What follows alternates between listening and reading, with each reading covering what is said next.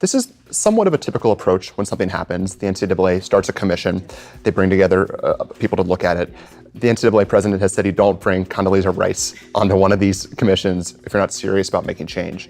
But there's a number of proposals here that may meet some resistance. So what do you expect to actually be done as a result of these recommendations? Well, we have assurances from the leadership of the organization, Mark Emmert, Bud Peterson, who represents the presidents and is the really the most important volunteer part of this.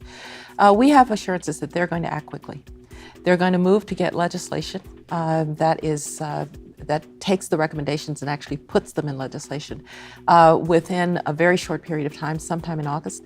We're going to reconvene as a commission, and we're going to take a look at that, and we're going to say, well, this really wasn't the spirit of that recommendation, because I've run big organizations, and I know that the pathway from recommendation to legislation is a slippery one. And even if people are intending to do the right things, it's possible that you don't get the legislation that you really need. So we will be there to look at that. Now we have day jobs, so we're not going to hover.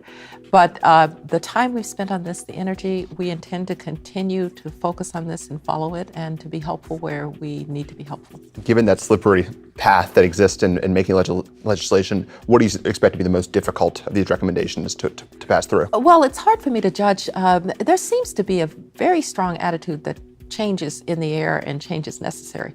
If there's difficulty, I think it's because there's so many multiple bodies in the NCAA and so many people involved, and it just takes time to get all of that done. But I don't see anything here that can't get done with will.